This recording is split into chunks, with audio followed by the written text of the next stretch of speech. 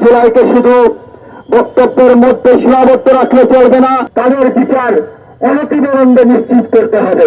ঐতিহাসিক 17 জুলাই আজকের এই দিনে ঢাকা বিশ্ববিদ্যালয়ে যে ঐতিহাসিক কফিন মিছিল হয়েছিল, 2 বছর পরবর্তী সময় আজকে সেই কফিন মিছিল এবং সংহতি সমাবেশ আয়োজনের জন্য প্রথমে আমি ছাত্র শক্তি নেতৃবৃন্দকে ধন্যবাদ জ্ঞাপন করছি বাংলাদেশ জাতীয়তাবাদী ছাত্র দলের পক্ষ থেকে। সেদিন যারা বুকের তাজা রক্ত বিলিয়ে দিয়েছিল, আজকের এই সংহতি সমাবেশ থেকে আমি তাদের প্রতি শ্রদ্ধা জ্ঞাপন করছি, তাদের আত্মার মাগফিরাত কামনা করছি।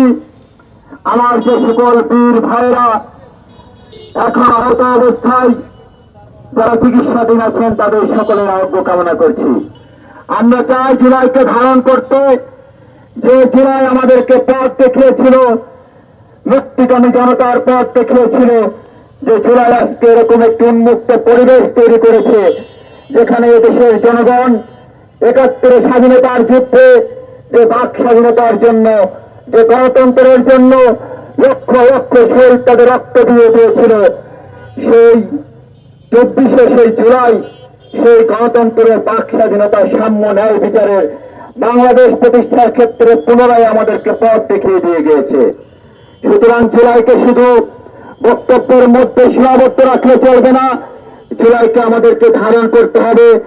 আর জুলাইকে ধারণ করতে হলে বিগত 1.5 দশকের বেশি সময় ধরে বাংলাদেশের জনগণের উপর যে নির্মম নির্যাতন নিপীড়ন চালানো হয়েছে, যে ফ্যাসিস্ট শক্তি বাংলাদেশকে কুক্ষিগত করেছিল, এদেশের জনগণের বাক স্বাধীনতাকে হরণ করেছিল, সেই ফ্যাসিস্টকে আজকের ওই সংহতি সমাবেশ থেকে বাংলাদেশে যে জনগণের সরকার প্রতিষ্ঠা হয়েছে, যে গণতান্ত্রিক সরকার প্রতিষ্ঠা হয়েছে, আমরা সেই সরকারের মাননীয় প্রধানমন্ত্রী জনাব তারেক রহমানের কাছে পুনরায় আহ্বান জানাবো।